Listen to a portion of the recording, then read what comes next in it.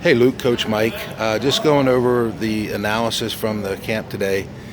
We saw that your stride was out at about 57 inches and basically being your height about 63 inches. You know, you're okay on your stride. You were within that 85% range. The highest fastball that you had was 63 miles an hour, and then your changeup was about 55 or 56. So we're not quite, we shoot for 10 miles an hour difference between our fastball and changeup. You're around there. What I could work on and work with your pitching coach is try to get that changeup around 10 miles an hour, because that makes it really hard for a batter to adjust his timing to. When your mechanics look the same on the changeup as they do the fastball, you do want that 10 mile an hour difference. So what we're going to look at now is we're going to look at the beginning of our stride. Remember, we talked about there's two phases of pitching: a stride, which starts from here, once your hips start going forward, to when you land. Boom. That's the end of our stride. Once you land, then this is the throwing phase, which is the second part of pitching. Throwing phase, that's the two phases of pitching. Now, what you do on your stride, and this is where we spend about 75% of the time, and this is where you work on that as a pitcher, is as you lift up your legs, see how you start moving everything backwards and even get your leg backwards?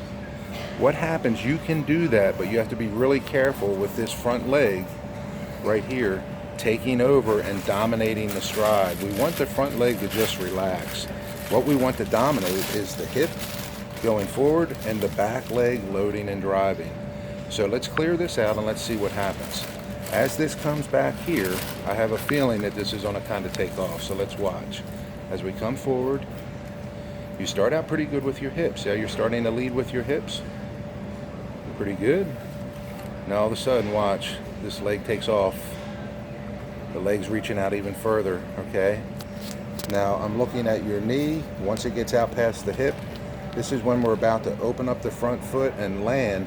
And if I look at your back leg, it's really not in a good linear position like this.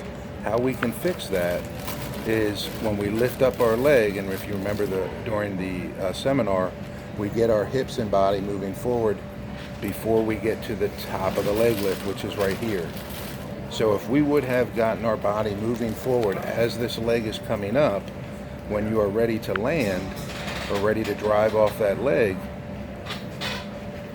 it would be more into, let's say, this position here. So then you drive, and then I'm driving all my power into my front foot.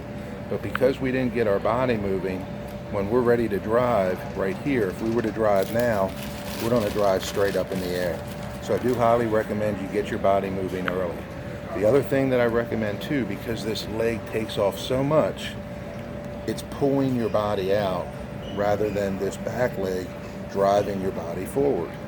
So you want to watch yourself where you land. Because that leg takes off, you open up your hips too early. You don't stay closed. You remember, you should be landing on this line or on this side of the line. But because our leg is so strong, this front leg, you open up your hips early, and it's very similar like to a batter where they step out of the batter's box when they swing.